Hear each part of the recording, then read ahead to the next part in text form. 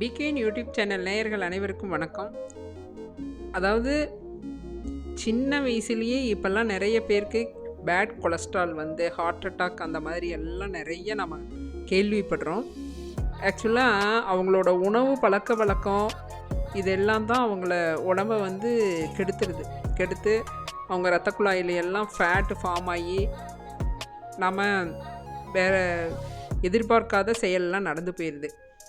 அந்த மாதிரி இருக்கும்போது நம்ம வந்து உணவு பழக்க வழக்கத்தை கண்டிப்பாக நம்ம நார்மலாக மாற்றிக்கணும். அப்போ தான் வந்து அவங்க உயிர் வந்து ரொம்ப நாள் வந்து இந்த பூமியில் வாழ முடியும். அதுக்கு வந்து ஒரு சிறந்த ஒரு நிவாரணி அப்படின்னா இந்த தேன் பூண்டு தான்.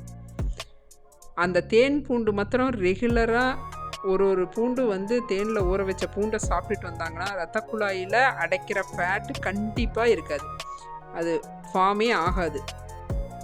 அதனால் நம்ம சின்ன வயசில் இருந்தே நம்ம இப்படி சாப்பிட கொடுத்துட்றோம் அப்படின்னா நம்ம ஏன்னா வெளியெல்லாம் போய் அவங்க வந்து ஃப்ரை ரைஸ் அந்த மாதிரி ஏதாவது ஃபாஸ்ட் ஃபுட்லாம் சாப்பிட்றாங்க. அதையெல்லாம் வந்து நல்ல ஃபேட்டாக கன்வெர்ட்டே ஆகிறதில்ல, எல்லாமே பேட் கொலஸ்ட்ராலாக தான் மாறுது. அது கொஞ்ச நாள் ஆக அப்படியே அவங்களுக்கு எதிர்பாராத செயல்லாம் நடந்துருது. அதனால் அதையெல்லாம் மாற்றுறதுக்கு நம்ம இந்த பூண்டு நல்ல பெரிய பூண்டாக எடுத்து நல்லா தோல் உரித்து வச்சுக்கணும். அது வந்து பெரிய பூண்டாக இருந்ததுன்னா கத்தியில் 1-2 கட் பண்ணி எடுத்துக்கலாம். இல்லை ரொம்ப சின்ன பீஸாக இருந்தது அப்படின்னா நம்ம அப்படியே கூட போட்டுக்கலாம். அதை வேக வைக்கணும் அப்படிங்கிற அவசியமே இல்லை. அதை வந்து ஒரு கண்ணாடி ஜாரில் சேர்த்துக்கலாம். அந்த பூண்டை ஒரே ஒரு இதுனா அதில் தண்ணி படக்கூடாது. தண்ணியோ ஸ்பூனோ பட்டுதுன்னா பூசணம் ஏறின மாதிரி ஆகிடும்.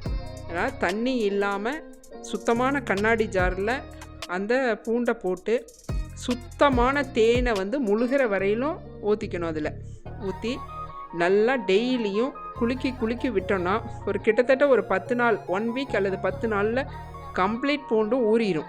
அந்த மாதிரி ஊறி வந்துருச்சுன்னா டெய்லி ஒரு பூண்டு சாப்பிடுங்க, ஆரோக்கியமாக இருங்க.